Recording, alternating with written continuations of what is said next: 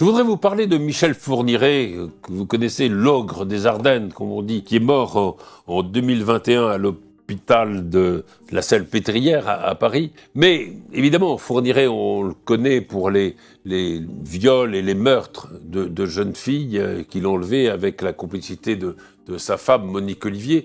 Mais c'est pas de ça que je voudrais vous entretenir, mais plutôt de la vie de Michel Fourniret dans les Yvelines, parce qu'il a vécu dans les Yvelines.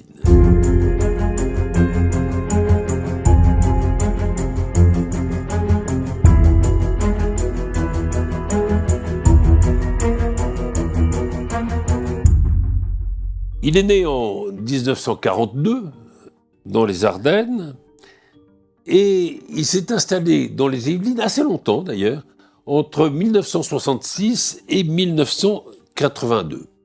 De quoi il vivait ? On ne sait pas très bien. On dit qu'il était assez doué en mécanique et qu'il fabriquait notamment ce qu'on appelle des bancs de cordonniers, c'est-à-dire des machines-outils pour fabriquer des chaussures. À l'époque, il n'a pas beaucoup défrayé la chronique judiciaire, comme on le dit, mais il sera quand même arrêté en 1983, juste après justement son départ des Yvelines, et condamné par la cour d'assises de l'Essonne à 7 ans de prison. Il ne va pas faire beaucoup de prison parce qu'il a fait beaucoup. Il a été condamné beaucoup plus tard en 87. Il a fait déjà 4 ans de préventive, donc il ne va pas rester très longtemps en prison. Mais c'est important pour 2 raisons. La première, c'est que c'est là qu'il va rencontrer celle qui va devenir sa femme et sa complice, Monique Olivier. Je vous rappelle quand même qu'elle a été condamnée à la perpétuité pour complicité dans au moins 3 meurtres de Fourniret. Donc, sans elle, est-ce qu'il aurait eu la même carrière criminelle? Personne ne peut le dire, assurément. Et puis la deuxième rencontre qui est fondamentale, c'est celle d'un Breton qui s'appelle Jean-Pierre Helgouarch. Et ce Helgouarch, c'est à la fois un braqueur, un sympathisant d'extrême gauche. Il a vendu notamment des armes, dit-on, au mouvement d'action directe. Vous savez qu'il a tué notamment le PDG de Renault. Ce Helgouarch va sympathiser avec Fourniret, ils sont dans la même cellule. Il ne décrit pas Fourniret comme le sadique qu'on a décrit bien plus tard, puisqu'il l'appelle même mon toutou.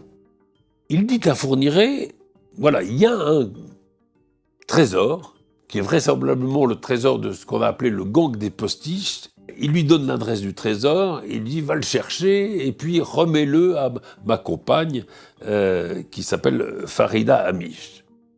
Il ne fallait pas le dire 2 fois à Fourniret. Fourniret, lorsqu'il sort de prison, il contacte Farida Amiche. Ils vont tous les deux dans le cimetière où est censé se trouver ce trésor. Il y a une boîte à outils, c'est là qu'il y a le trésor. Il y a des lingots d'or, il y a des pièces, il y a des bijoux, il y a des billets. Il y a une fortune. Alors, il récupère ce trésor, mais au lieu de partager, comme c'était prévu, il entraîne Farida Amiche dans le bois de Clairefontaine, et là, il la tue. Ah oui, il récupère le magot pour lui tout seul. C'est d'ailleurs même le seul crime qu'il va regretter. Il aura cette phrase « Je n'aurais jamais dû, par respect pour Helgouarch, que j'apprécie énormément. » Il y a d'autres manières d'apprécier énormément quelqu'un que de tuer sa femme, mais c'est Fourniret. Et c'est avec cet argent qu'il achètera d'ailleurs le château qu'il a occupé dans les Ardennes. Il l'achètera pour 1,2 million qu'il va payer en cash, parce que la fortune est considérable dans cette petite boîte à outils qu'il a récupérée. Fourniret sera d'ailleurs condamné à la perpétuité pour le meurtre de Farida Amiche par la cour d'appel de Versailles en 2018.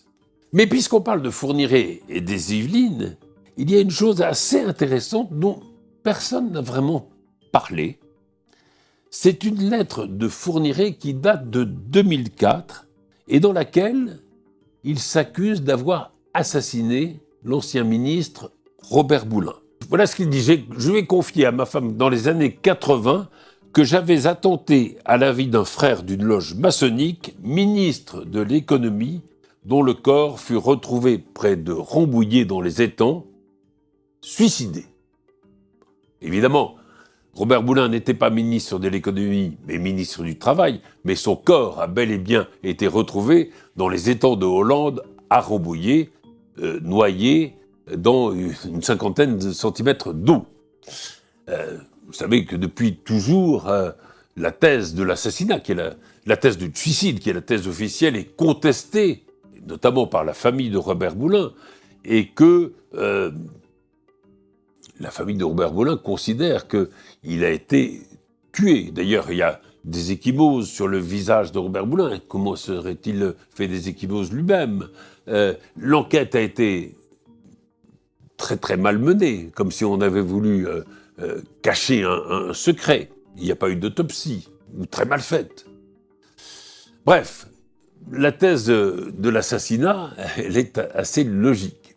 Mais qui a assassiné Robert Boulin et qui a voulu l'assassiner? Alors, la thèse de l'assassinat est assez logique. Il y a d'ailleurs un collège d'experts qui ont été nommés par le juge de Versailles, qui réinstruit l'affaire depuis 2015, et voilà ce qu'ils écrivent. Rien dont les examens effectués à l'époque ne permettait de conclure à une mort par noyade du ministre, et encore moins à un suicide. Donc, même les experts employés par la justice concluent à l'assassinat plutôt qu'au suicide.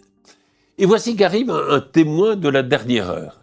On l'a su très récemment, mais il est venu témoigner auprès des policiers en 2022 en disant, voilà, je suis très âgé, pendant 30 ou 40 ans, je n'ai pas osé venir parler, mais là, je viens parler. Et qu'est-ce que raconte ce témoin? Il dit, voilà, j'étais dans une boîte échangiste de Ville d'Avray qui s'appelait le Roi René. Et là, voilà ce que j'ai entendu. Il y avait un homme que j'ai reconnu. Cet homme, c'est Pierre de Bizet. Pierre de Bizet, c'était l'un des chefs du SAC. Le SAC, c'est le service d'action civique qui s'est mis au service de Gaulle au moment de l'indépendance de l'Algérie, quand il y a eu le mouvement de l'OS qui a voulu faire des attentats, qui a fait des attentats contre De Gaulle, qui a voulu attenter à la vie de De Gaulle. Et il y a un service assez armé, d'hommes forts, d'hommes militarisés, si je peux dire, le service d'action civique qui s'est constitué pour protéger De Gaulle. Et qui a d'abord protégé De Gaulle, et puis qui a ensuite fait un peu les basses actions des partis gaullistes. Et donc ce Pierre de Bizet est là avec des gens, dans cette boîte échangiste. Il leur dit mais enfin, qu'est-ce que vous avez fait? On ne vous avait pas demandé de tuer le ministre, on vous avait simplement demandé de leur faire peur. Qu'est-ce que va dire le patron? Et le patron, c'est qui? C'est vraisemblablement Charles Pasqua, qui était l'un des chefs du SAC à l'époque et qui va devenir ensuite ministre de l'Intérieur. Voilà pour les commanditaires, mais qui sont les hommes de main? Et est-ce que Fourniret aurait pu être un de ces hommes de main utilisés par le SAC pour casser la figure à Boulin et puis finalement peut-être le tuer? Eh bien c'est tout à fait possible parce que Fourniret est allé en Algérie, il a combattu en Algérie. C'est même là, d'après ce que disent les psychologues, que tout se serait joué dans sa vie criminelle. Et ensuite, après le retour d'Algérie, il est tout à fait possible qu'il ait fréquenté ces milieux un peu compliqués, un peu obscurs du service d'action civique du gaullisme. D'ailleurs, je vous l'ai dit, quand il était dans les Yvelines, on ne savait pas trop de quoi il vivait, comment il gagnait sa vie. Il n'est pas du tout impossible qu'il ait travaillé pour le SAC, et il n'est pas du tout impossible qu'il ait fait partie de cette bande qui finalement a tué Robert Boulin.